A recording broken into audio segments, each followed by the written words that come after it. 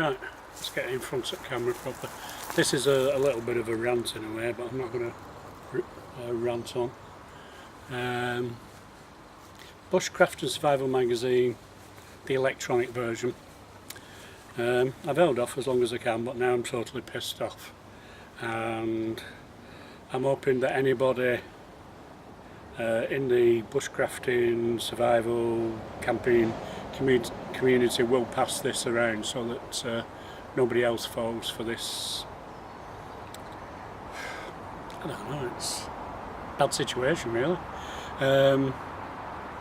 Over a year ago I decided to move from trying to get Bushcraft and Survival magazine off the shelves because WH Smith's only ever got about 3 copies in and said that was all they would be sent, and I couldn't guarantee to get the magazine, to go to the electronic version, having a tablet and a computer in which to be able to read them on.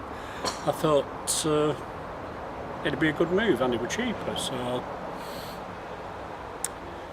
I'd already got the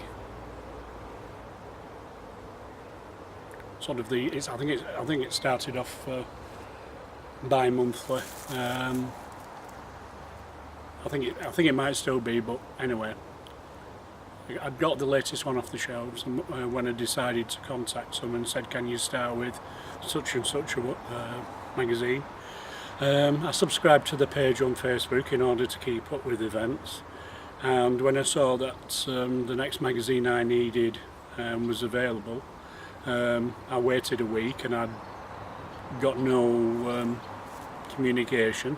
I'd been to the link that I'd been given and it was still the old magazine, so I contacted via the site saying, you know, when is the electronic version available, and within a few days got a reply saying it'll be with you soon. I think it took a week, which kind of surprised me because they have to have the electronic version to be able to make the magazine really, but anyway, perhaps there's something within that that I don't understand. Anyway, within a week I got my first magazine and it was great. It was a nice setup. Come the next magazine, I saw that the one on the shelves was being advertised on the Facebook page, and so I waited and I got no link or anything, so I contacted and I was told that it would be with me within a few days. Then I contacted after 3 days and was told it would be with me the following week, and so on until it went into a month. I was pretty upset by this point and wanted to know what was going on, and the company that was providing them with the online magazine, it seems there was a problem there, so they were going to supply a PDF link.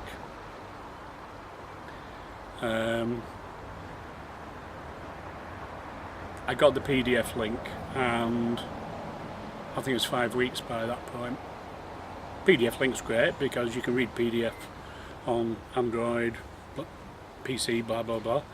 So it was good enough. It was as good as the other magazine, easy enough to read. In fact, I had downloaded a couple of readers to try out and found a couple. Foxit Reader, for instance, reads it quite well.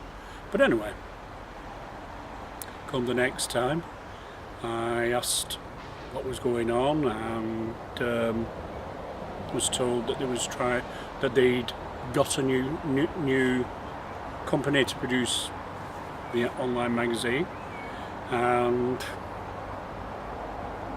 nothing. Again, mithering for up to 3 weeks to try and get me a magazine. Eventually it came as a PDF download, and it was the wrong magazine, it was the previous month.